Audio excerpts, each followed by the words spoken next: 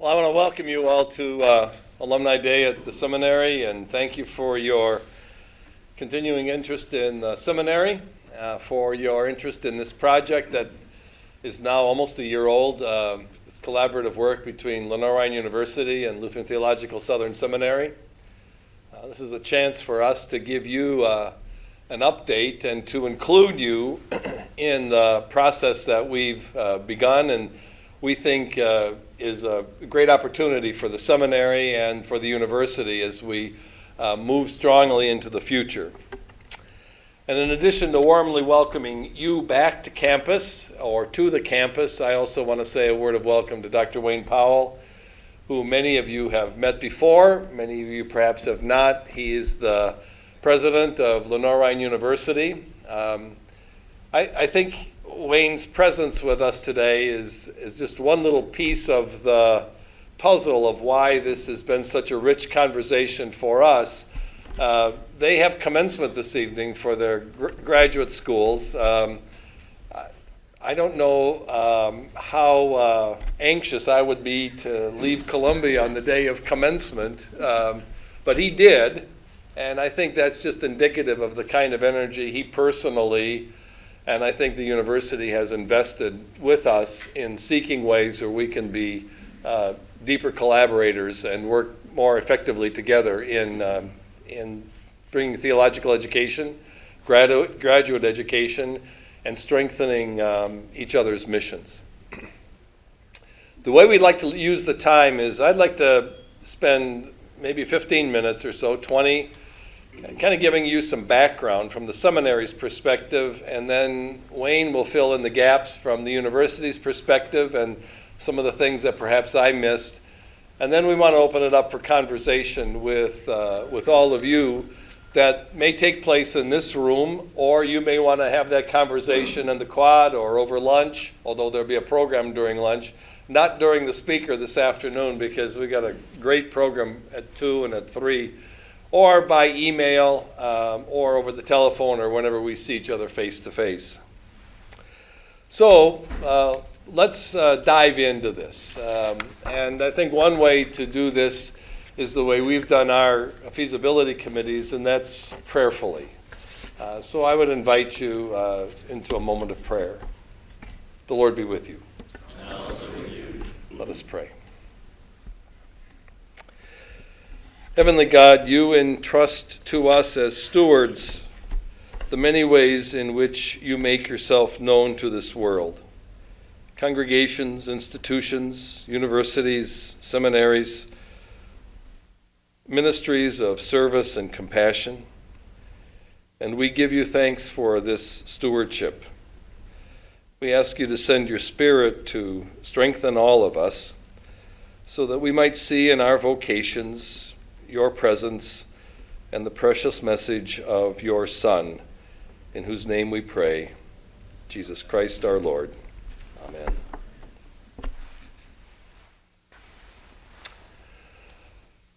A lot of you have heard the background to this project between Lenoir-Rhyne and Southern Seminary, and if you have, I ask your indulgence because I want to make sure that everybody has a chance to get in on the background and how we got to this point. So if you've heard this before, smile or rest or whatever, be neutral for a little while. I'll get you back. I'll get your attention back when we move on to new things. It's very important, I think, though, that people have the background to this. And as I prepared these remarks, I thought a few words about my own personal background were at least a little bit germane to what we're doing here. I was a bishop in northeastern Ohio for 11 years, and during that time I had a chance to work with a lot of candidates for ministry and follow them through in their preparation for vocation in the church. And also in that region, all of the bishops were on the board of trustees of Trinity Seminary. So I got that opportunity, and also as a bishop have the chance to work with candidates. As a bishop, I realized that candidates for ministry came from a big variety of backgrounds, and that the kind of cookie-cutter approach that was the norm when I attended seminary. I often tell people my seminary education was based on being able to put everything I owned in the backseat of my Volkswagen and be able to go anywhere they told me I needed to go for internship or this or that, and to take the classes that were prescribed for me. I realized that times had changed and that people had lots of options and were going to many different places and coming from a vast variety of backgrounds. Some of them would attend Trinity, but many others chose other places, including Southern, to come and study theology, or Princeton or Yale, Chicago. Ashland Seminary was one of the big ones for us in Ohio. What I also noticed is that the number of candidates was not growing dramatically, a little bit each year back in the 90s, but not growing dramatically, and the church had need for more candidates than the seminaries were able to offer to the church.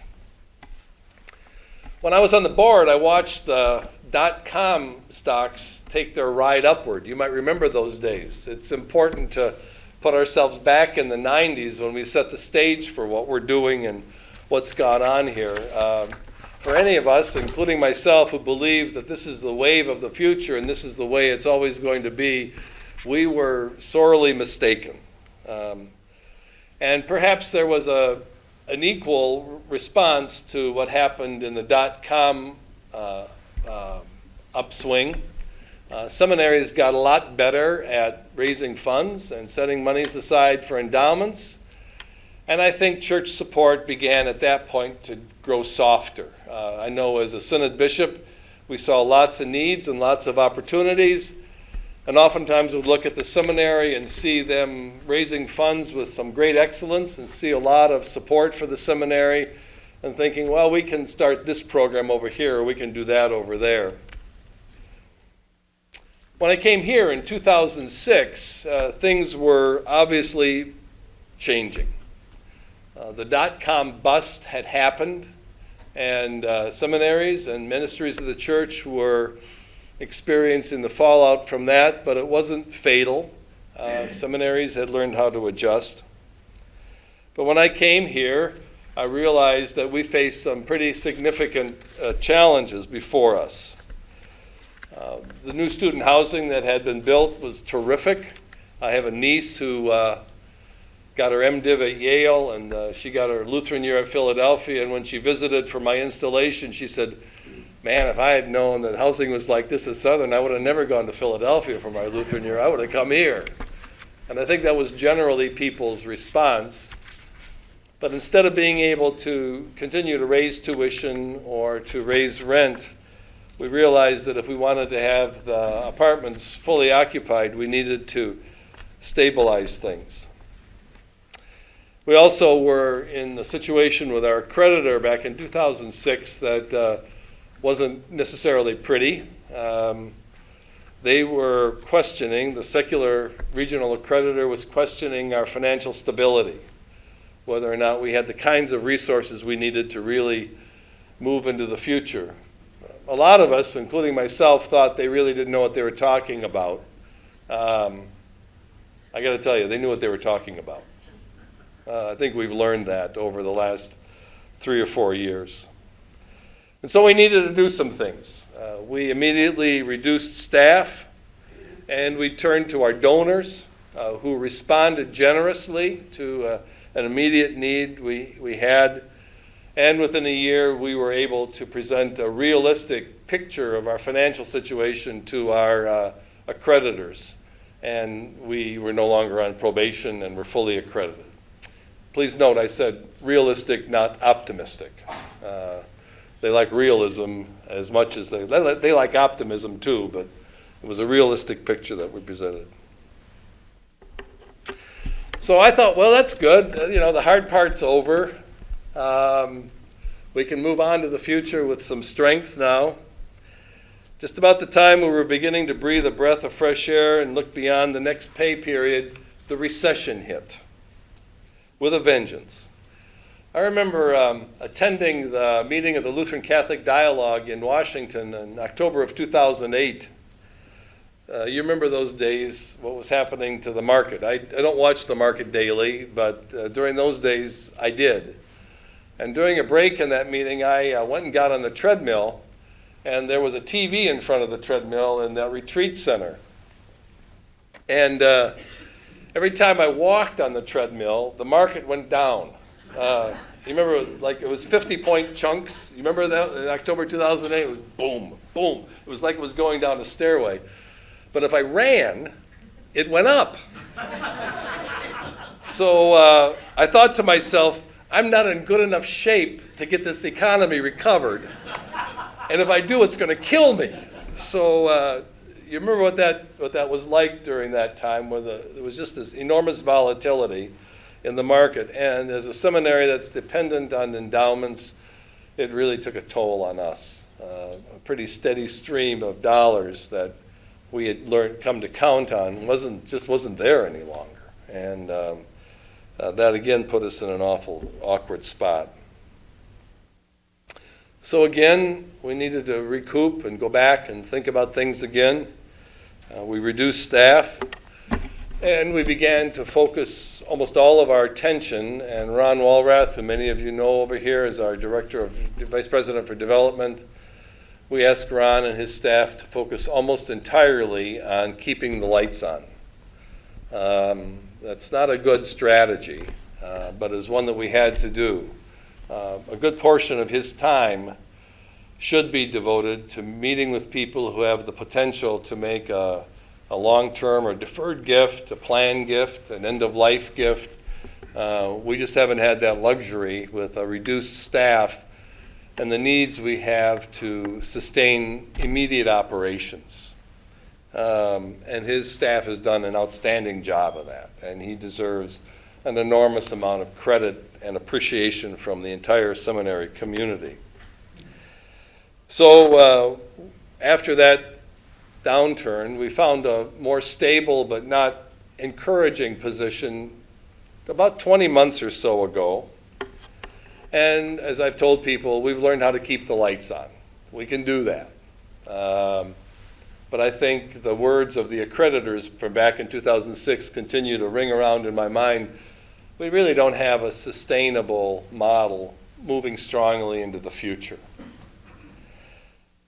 So in October of 2009, our Board of Trustees took a pretty bold step and retained a group from InTrust, from our seminary accreditors, to help us do what we called an institutional health assessment.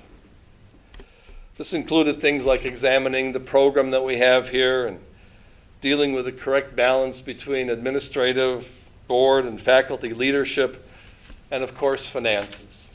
At that board meeting that we had as a retreat at Luther Ridge, we found out a number of things.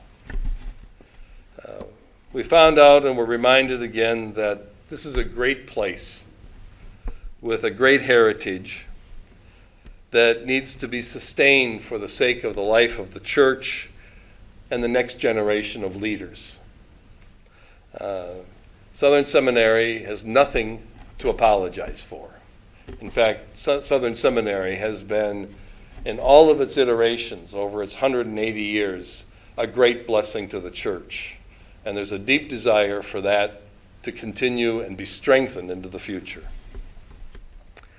Secondly, we were told that we have an outstanding education, a splendid faculty, and that students who come here are really prepared to do the work of Christ in the church and in the world. We also learned that our alums and our friends hold this seminary in high regard, due in large part to the work of people who've come long before me, and we have an important reputation to maintain and sustain and even to strengthen. We also discovered that we could keep going for a short time, drawing on unrestricted reserves, but the long-term future was and continues to be pretty cloudy and pretty much in doubt. There was good news in that.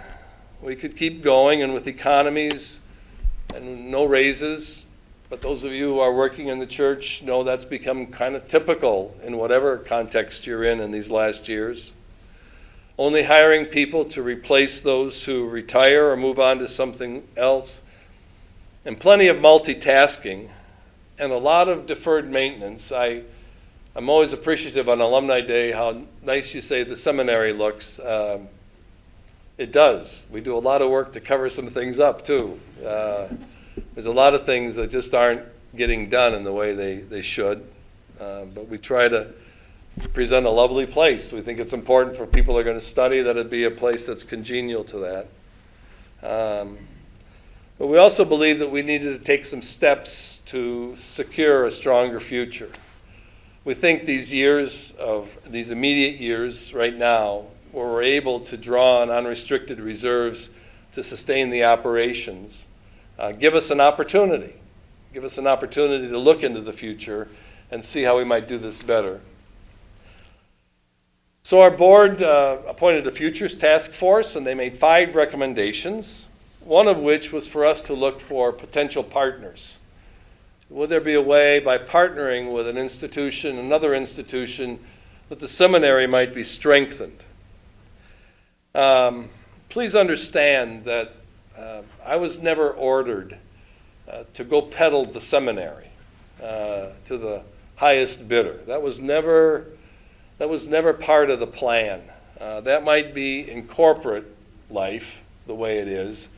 But there was this suggestion from the Board of Trustees that we look around the landscape and see, would there be a likely partner that would strengthen their mission and by being partnered with us, and that would strengthen our mission by being partnered with them.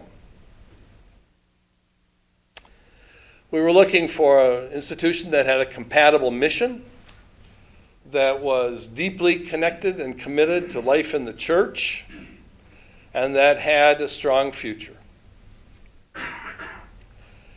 Now, during all that time since I got here, I've gotten to know Wayne Powell and some of the programs at Lenoir-Rhyne. I was appreciative and continue to be appreciative of his interest in the seminary and in theological education, in the way in which he and other leaders and LR saw us as genuine partners and peers. We're 1/10 the size of Lenoir-Rhyne University. And yet, in every conversation I've ever had with Wayne or we've ever had together, I've never felt 1/10 the size.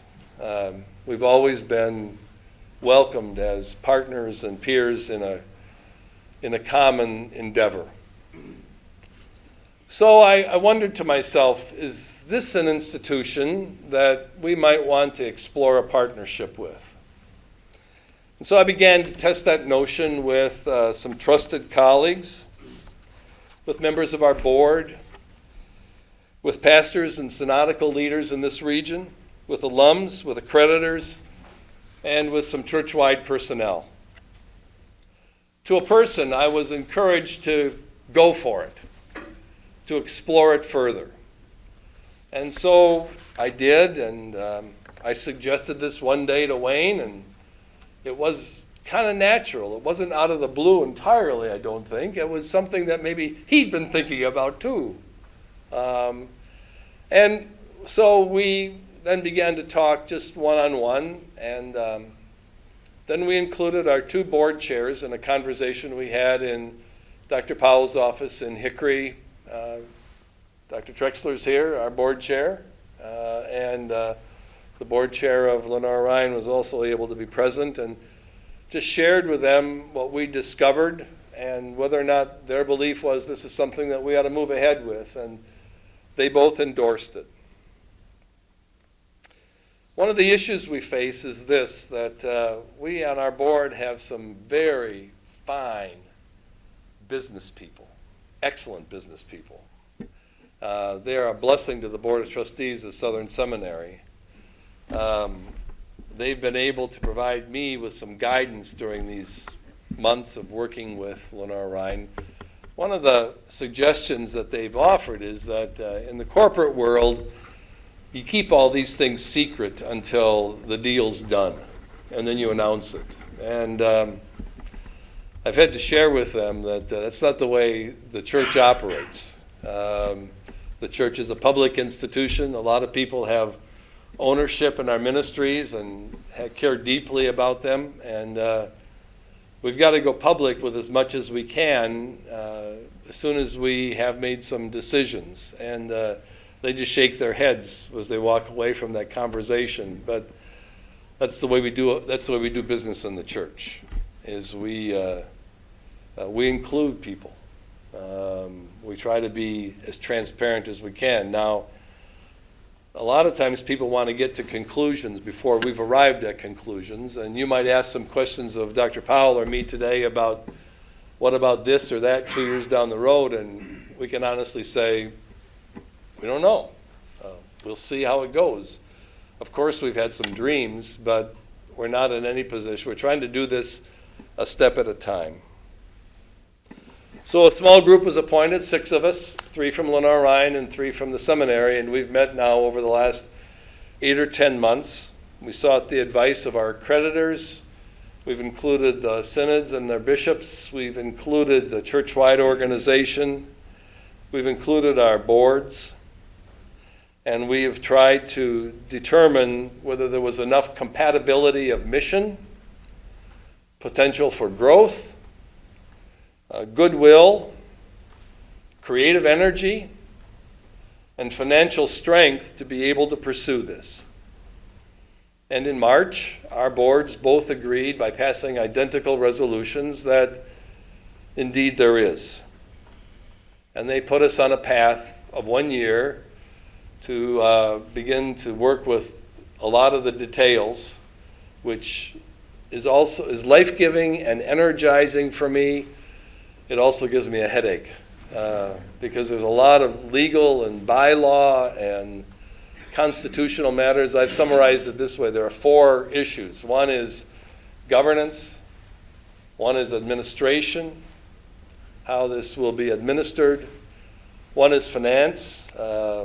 We're both deeply committed to the notion that if people want to give to theological education, they might care a lot about biology, but they want to make sure it's for theological education, and we need to hold trust with our donors.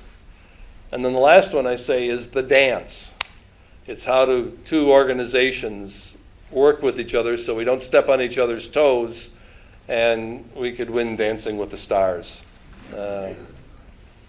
And so that's the work we're in the middle of, and this is a very timely conversation because I want to conclude my remarks with 3 observations. Whenever I tell people about this or have a conversation, the one-on-ones that are so important, I hear one of 3 responses.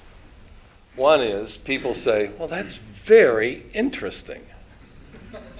And you can kind of see their wheels turn, and they begin to think about their own institution or their own congregation, and the whole business about LR and LTSS kind of off the board.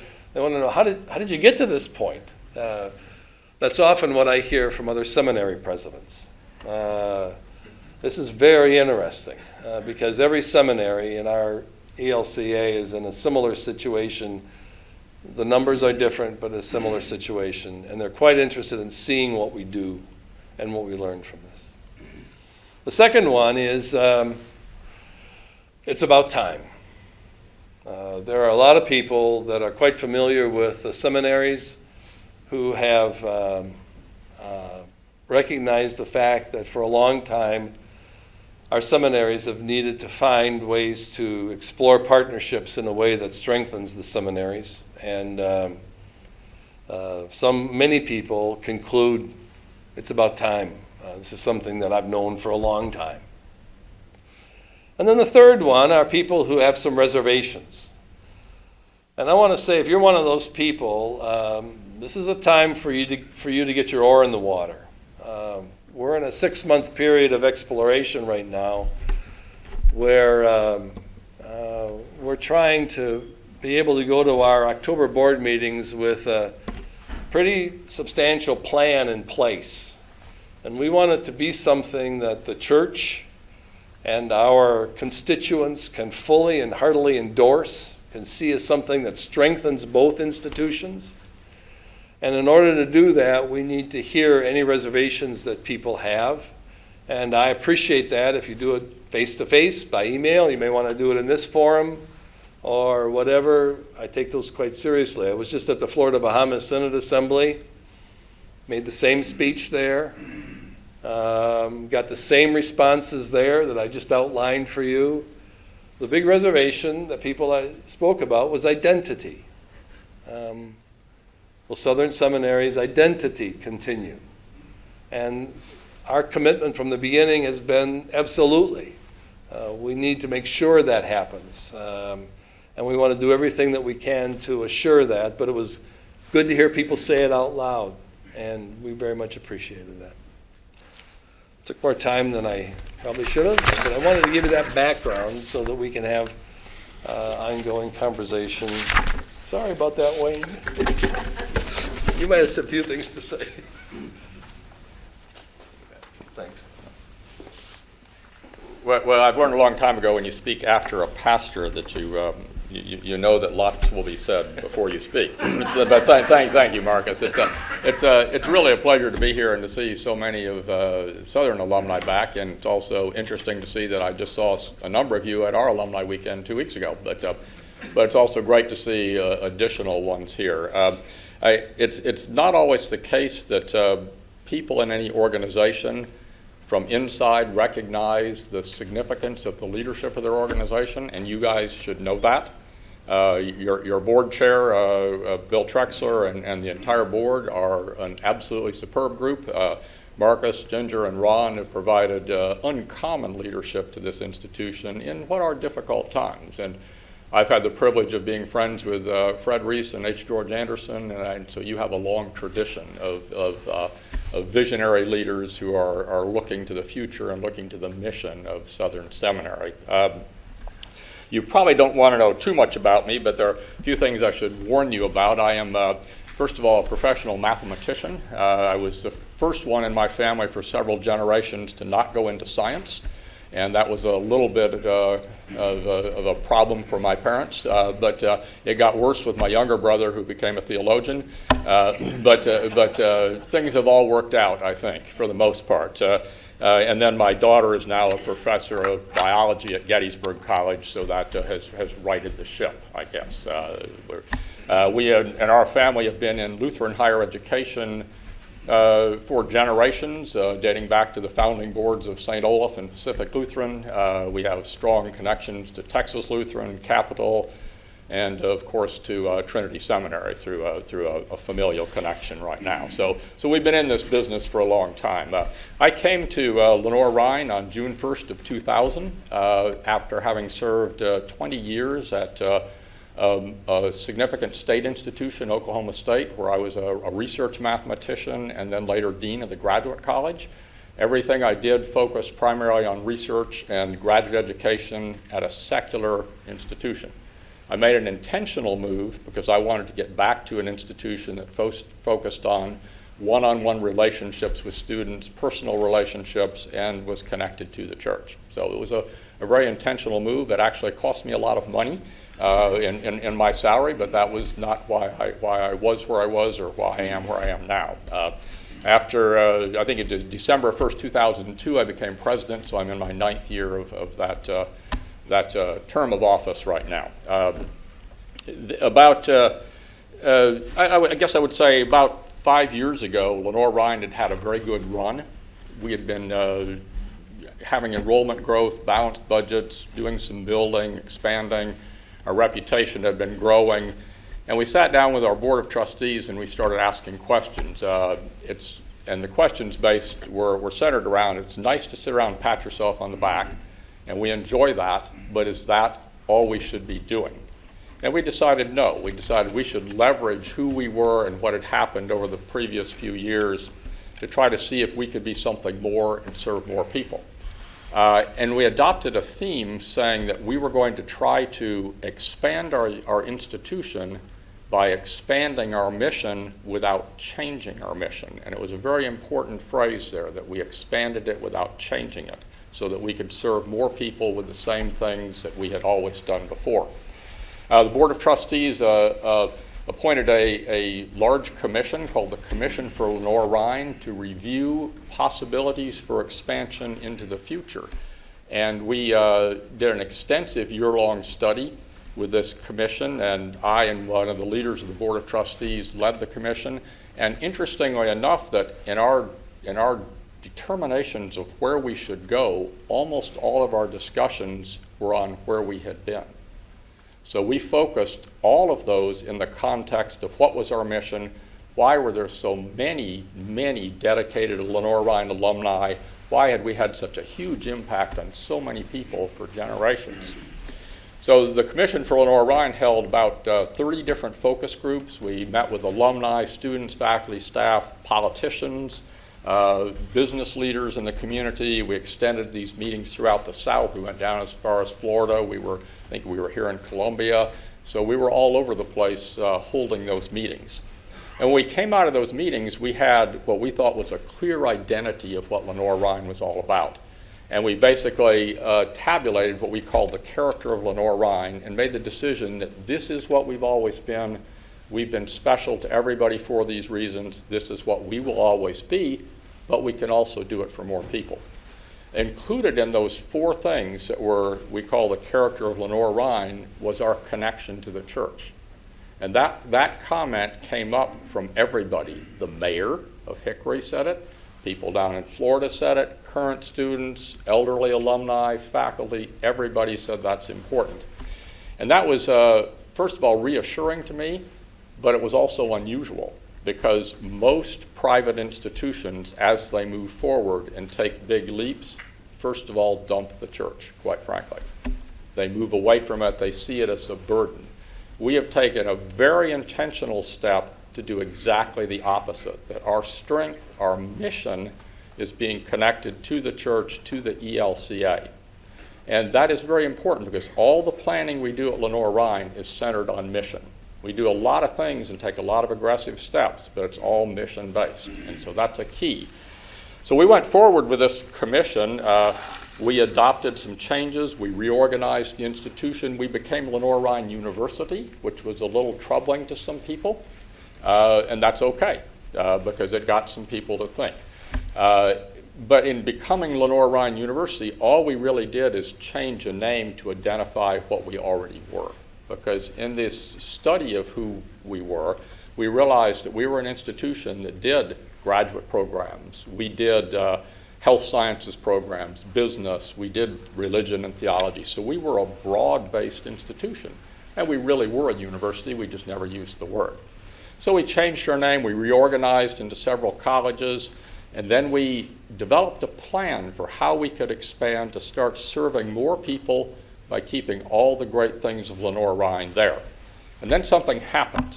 We had this aggressive plan, everything been going well.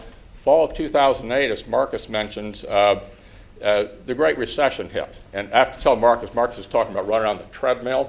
I am a professional mathematician. There's a difference between correlation and causation. And so, anyway, we can talk about that at another time. So the speed of his motion on the treadmill was probably not the real cause of all this. But in fact, he might have decided to run faster when things were getting bad for other reasons. But so anyway, this thing hit, and it hit everybody, obviously everybody in the country. Hickory's unemployment today is still over 12%.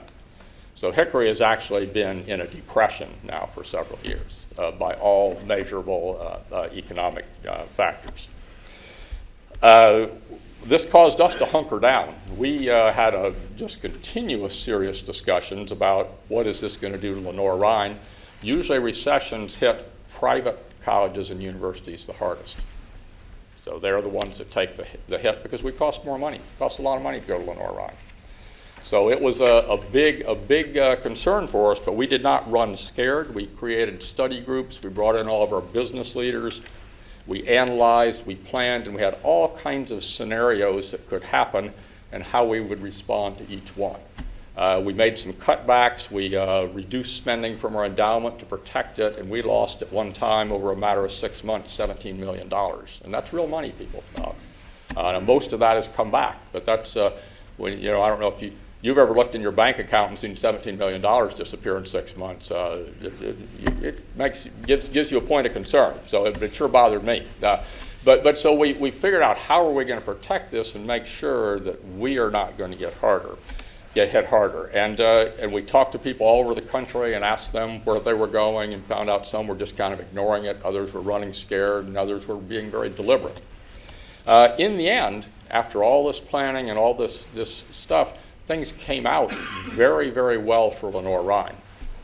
Following the immediate hit, the 08-09 year, we came back the next year with the strongest budget surplus we've ever shown in the history of our institution.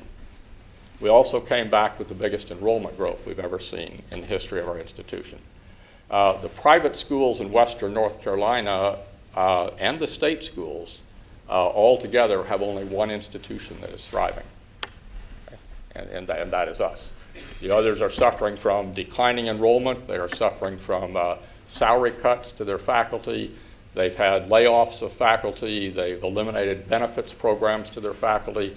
They've cut financial aid to students. They've eliminated academic programs. We've done none of that.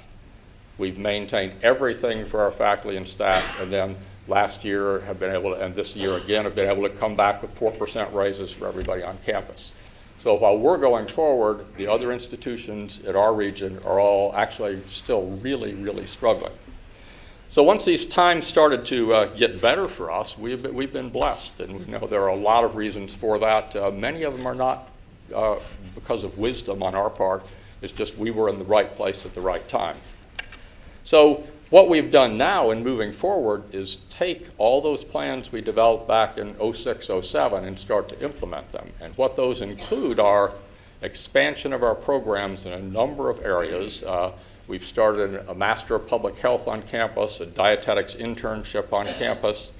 We are in the next couple weeks going to hire the first director of what will be the Lenoir-Rhyne University Graduate Center in Asheville, where we will offer 6 to 8 master's programs that are specifically designed to serve the people of the Appalachian region. So we are dealing with expansion activities and trying to grow the institution in very intentional ways, all the time keeping track of these things that are important to us. In fact, last year, things got so good this past year, we even had a winning football season. And it has been decades. So anyway, and you guys don't have to worry about that here, but believe me, I do. It's one of the things that presidents get to deal with. We're projecting for next year our enrollment to be significantly up again. Things are continuing to progress as the reputation of Lenoir-Rhyne grows and expands. Part of the conversation of things that we should look at, and this leads into how I got here today, is independent of Southern Seminary. When we had all these focus groups, people gave us ideas of where we should expand. One of the things that came up is they said, with your history with the church, why doesn't Lenoir-Rhyne start a seminary? Okay? Now, I don't miss that word "start" in there. Okay? So that was one of the conversations that came up repeatedly. We talked about that. And we said, gee, with our history and everything we have and our reputation, this is who we are, this is what we want to do. Maybe that's something we should think about sometime. We basically decided it probably would not be good at that time because, for several reasons, we thought that there was already a strong Lutheran seminary in the South, and we knew a lot of what was going on in seminary education, and that adding another variable into that would not have been good for the ELCA at that time. So we kind of said, okay, this is interesting. Not long after that, Marcus came to see me, and I'm thinking, whoa, well, this is a topic we've been talking about and that we have great interest in. And so, the conversations began, and they've kind of developed, as Marcus said, to the point we're at today. I want to emphasize as we go forward, like when we talked with these things I said about with the Commission for Lenoir-Rhyne that looked at the character of Lenoir-Rhyne that we would never change, there are also some things that have come out in our conversations with our boards, with our faculty, our staff, our students, with the small group that's meeting, things that will never change. One of those that's been fundamental from day one is that part of the key for Southern and the identity of Southern is that you are here in Columbia, and that is extremely important for this seminary, for its long-term value to the church, and there is no reason whatsoever why that should change. So there are all kinds of rumors that get out there. That's not one that's valid. The other one is this identity of Southern Seminary. If this all transpires and Southern Seminary becomes the school of theology of the university, Lutheran Theological Southern Seminary is still that by name and by identity in everything it does. None of that changes. It's this concept of there is an expansion, there can be more, but the fundamental thing that's important is always there. And it would be our sole goal to make sure that that always happens. Now, our interest in Southern Seminary, I think I told the board this back last October, your board this, and I also told ours. Our interest is not to have Southern survive. It is to have Southern thrive. If we can't take a new model where we put the resources and the sophistication of a university structure and use that to provide support to this marvelous institution here to turn this into the premier school of theology in the ELCA, then we don't have the right goals. And if we don't feel that we can do that by creating this new model, then we're not going in the right direction. And I and everybody I've worked with is totally committed to that and totally convinced that that is a legitimate goal. Because the model that we're talking about, that we're discussing, is very different than any of the other seminaries in the Lutheran Church use. And we will be at a strong advantage in moving forward to bringing in more students, to providing additional programming, and helping this seminary to become all that it's capable of doing, to serve and expand its area of service to everybody. So that's fundamental to what we're talking about. There's no change in identity. There's no change in location. There will be some, I guess, some additional work for administrators and things like that. But we wouldn't have enough to do anyway. So that's not a bad thing. So that's, I guess, my perspective on how Lenoir-Rhyne got to where we are, and this why I'm here today. It's, again, I'll just say I have thoroughly enjoyed this, and I appreciate all the questions I've received, all the support we've received, and I appreciate the concerns people express, because if we don't hear those, we don't know how to address them. So thank you all for everything. Okay. I don't know if you have an agenda you want to open for questions or what? Open for questions. Yeah.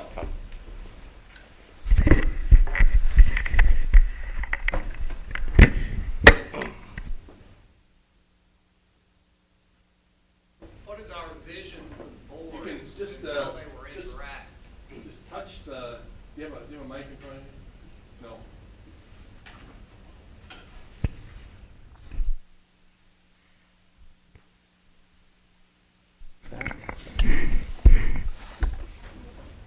What is our vision in regard to the boards and governance?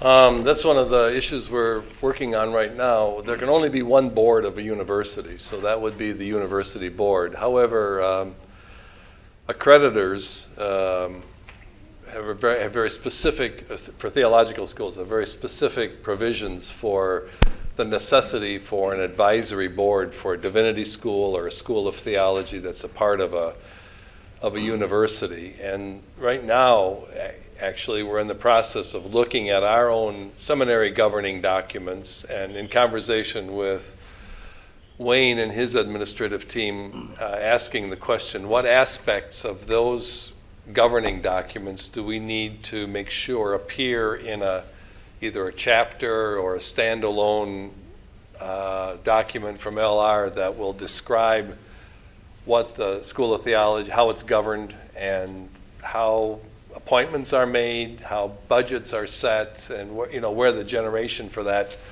comes. We also have the relationship with the ELCA. Chapter 8 of the ELCA Constitution was written with 8 standalone, independent, separately incorporated seminaries in mind.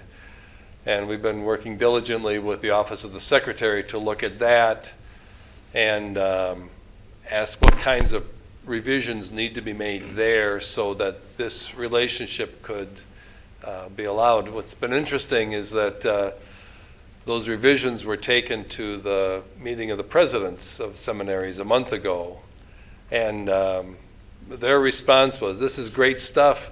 Let's not make it so Southern specific. We may want to use the same chapter in our own circumstance. So let's make sure we imagine all of the possible collaborative arrangements so that we're not going back to churchwide assemblies every 2 years and asking for revisions on these bylaws. So more than you wanted probably, but there's the legal aspect to honor the clear lines of responsibility for an institution, and there can only be one board in that regard.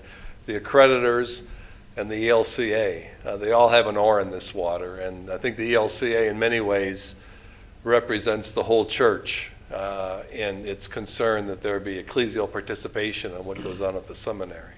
Is it a fair summary? Yeah, I think that's a very good summary. And again, go back to what we do is don't start with a structure, but start with what we want to accomplish.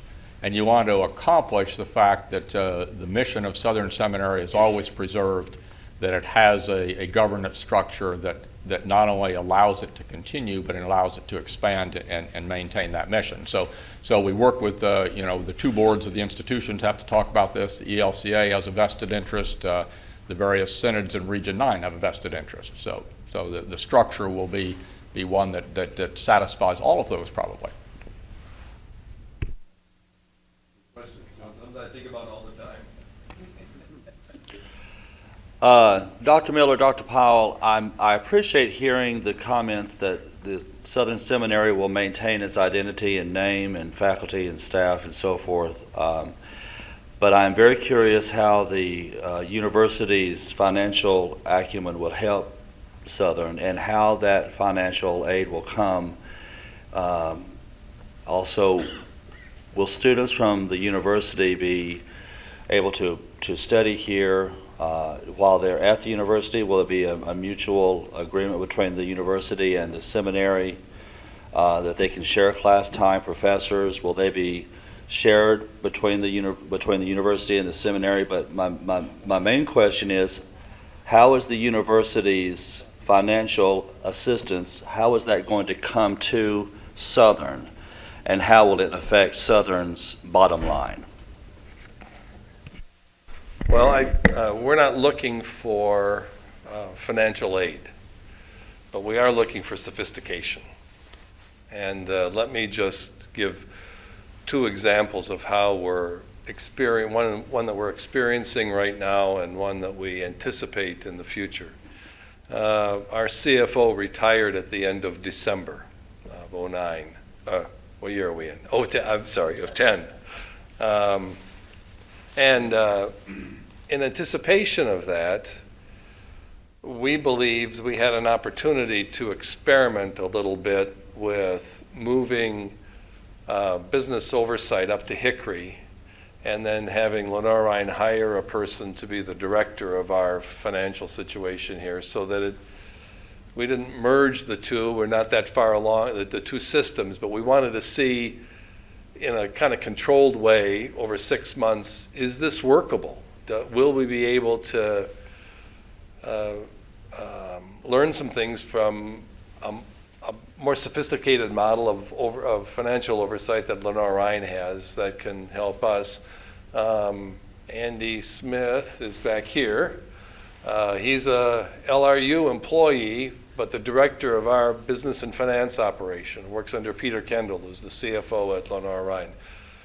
That has been a great blessing to us. I mean, it has proven to be, Andy is, in his own right, is enormously capable. But having the kind of network that he has with the business operation at LR provides for us some kind of deeper stability in doing this and a level of sophistication that I don't think we always previously had. And quite honestly, the bottom line for the seminary is we saved some money. The second thing, Jenny Tomulka is back there next to Andy. Jenny's going to get married in 3 weeks. Yeah. She's marrying a seminary graduate from Trinity who is going to get his first call in the Upper Peninsula of Michigan.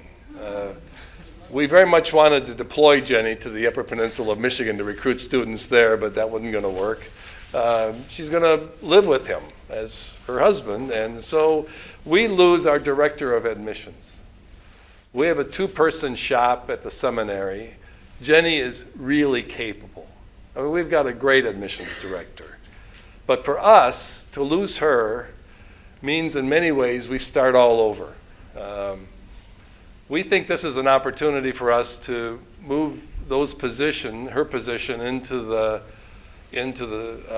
enrollment management office at LR, where they have a much larger staff. We'd still have 2 seminary people doing that work, but there's a larger network of folks that the next time somebody gets engaged to a seminarian that takes them to Minnesota, we're not going to be moving back to square one. We'll have a larger administrative network where people will be familiar with the seminary. So these are the ways in which we see ways that we can benefit from the administrative sophistication of being a part of a university rather than starting all over. I think it's important when you talk about their financial strength. We're not looking, I think the seminary still we need our donors, we need our synods, we need our friends.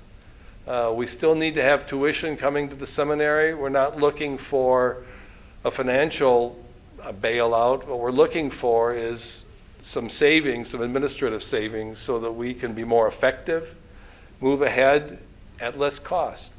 I think, just finally, I think the church needs more seminaries and fewer administrations.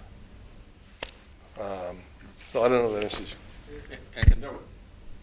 Somewhere in there was a comment about combining opportunities for students, and I think this is key, that we are hoping that this will create greater opportunities for undergraduates from Lenoir-Rhyne to come to Southern, possibly by doing their first year of seminary while they're still in Hickory, which is a marvelous opportunity for students if they can shorten the process.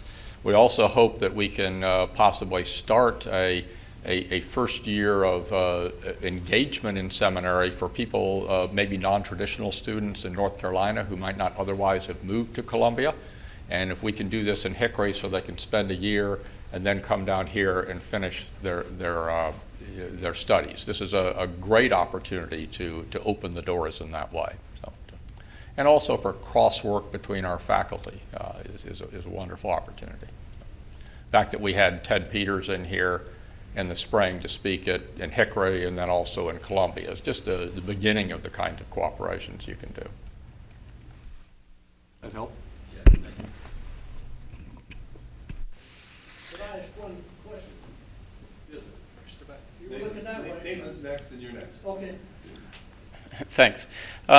Could you just say a word again about sort of the timeline that's currently underway with this process?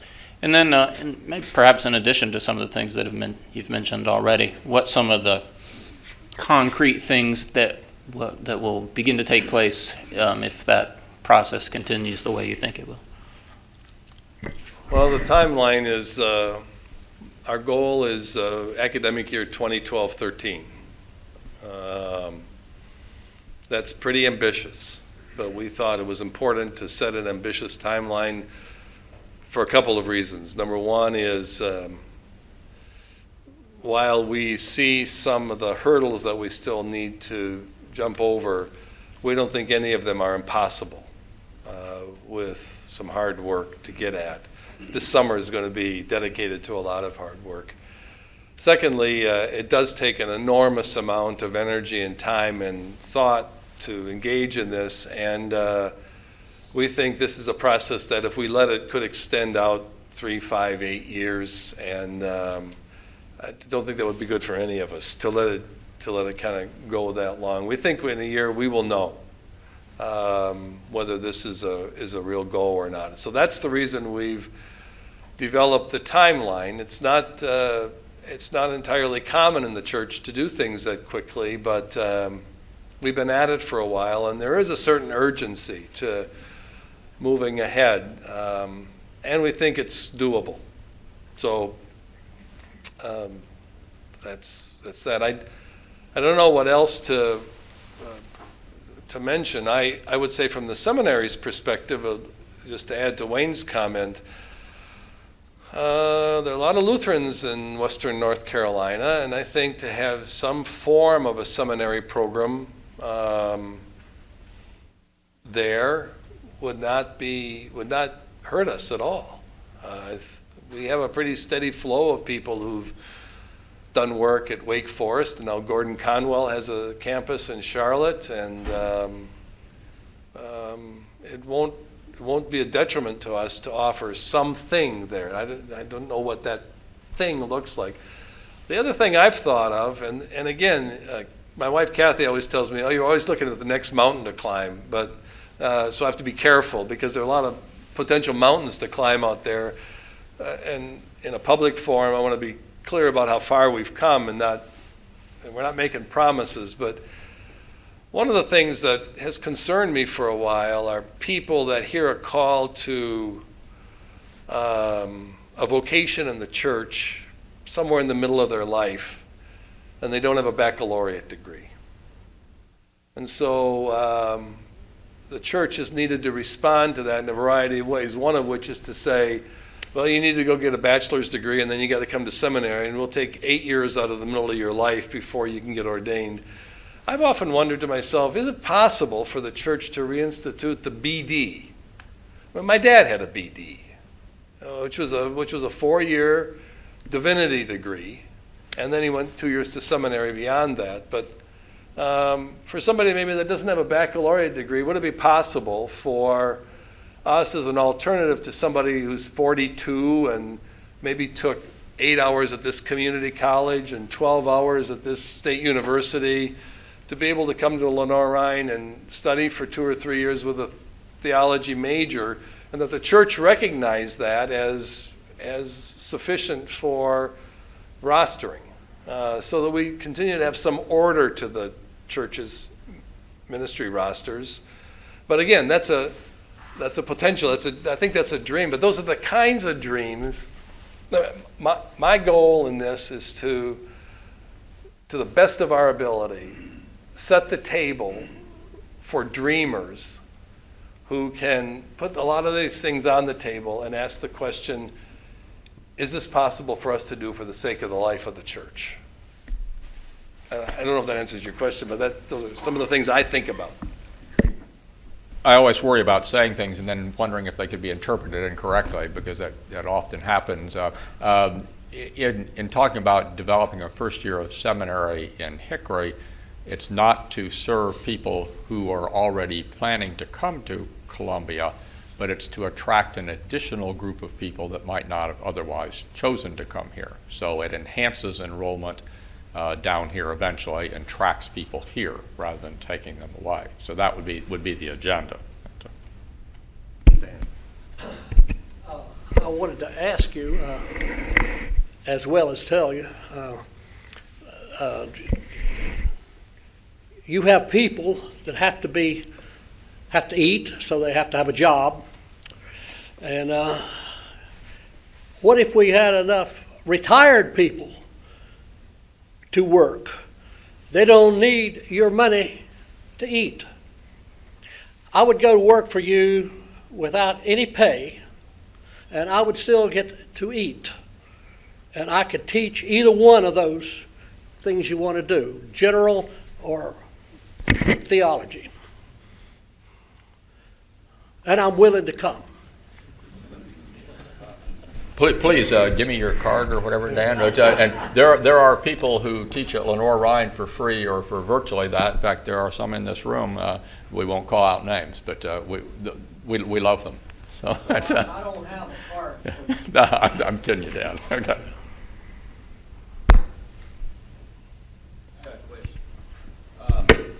Taking the vision a little bit further, rather than just Hickory and Columbia, throughout the South, satellite campuses or opportunities in more metropolitan areas like Atlanta, Charlotte, where there's a lot of high growth potential. Is that something you can see happening, or?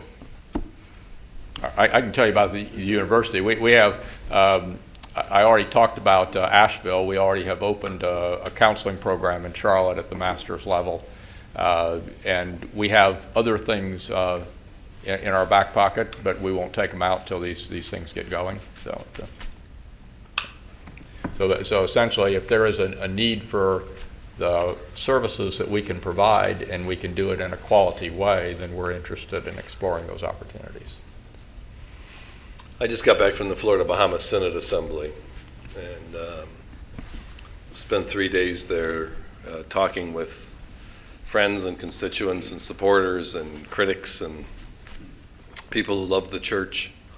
Ran into 4 people who are interested in studying theology, but they're not going to come to Columbia. And most of them are below at Miami or in Miami, or one woman was from Key West, and said she's always had this interest in theology. She loves the church. She thinks she's got some leadership gifts, but she's not going to explore that by selling her business in Key West and coming on up to Columbia. How can she explore that, she asked me. And I had to say to her, I don't know yet. You can go online. I wish that was our online program. I wish that was our online program. I wish that was our satellite program that we could. And I think Florida is a very, very fertile field for a theological school. But I think what I observe in Florida is that all the schools that are being established there are really quite nimble. They're not burdened by lots of infrastructure. We can learn a lot by looking at them.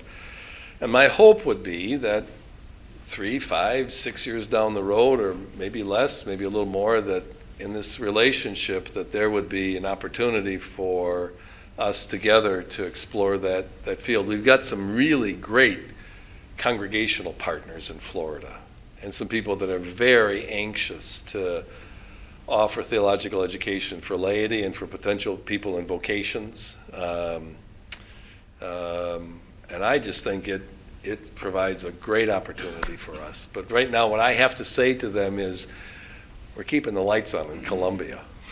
And that, and maybe I'm not risky enough, but I do feel a responsibility to the lights being on here.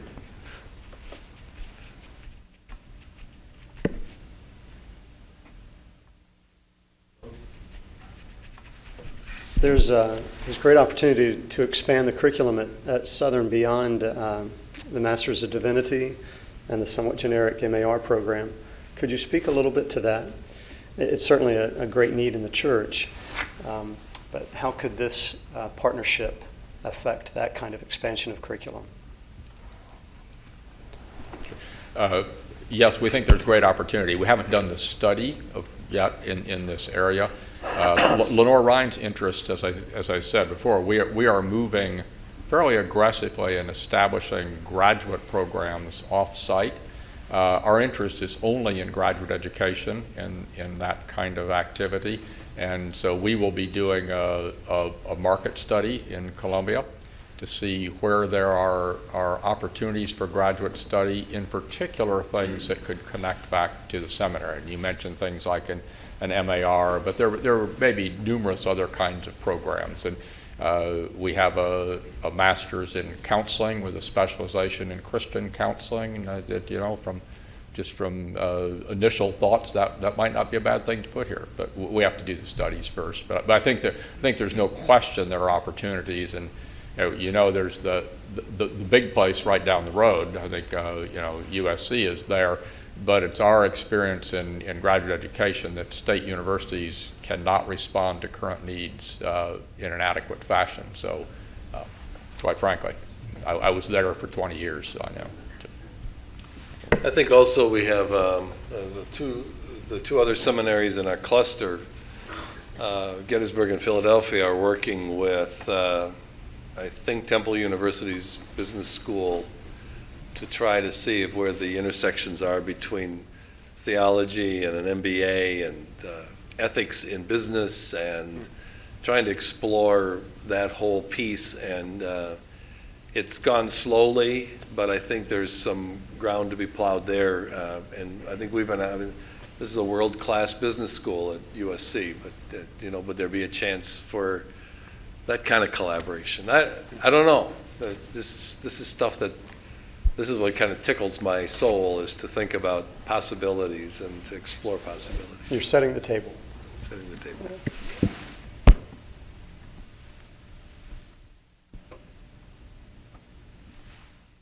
Well, there's a service at 11:30, and you're here both to attend workshops and hear lectures, but you're here to visit with each other too. So unless there are other questions, I think we can be in adjournment. It's 11:30, is that right, for the service, memorial service? But please, Wayne has to go back for a commencement, but I'll be around all day, and we treasure your feedback. It's important to us. So please don't hesitate to talk to me during the day. Email me afterward if you'd like. Your feedback is very important, and we thank you very much for your interest and your participation in this workshop. Thanks to you, Wayne, too. Thank you.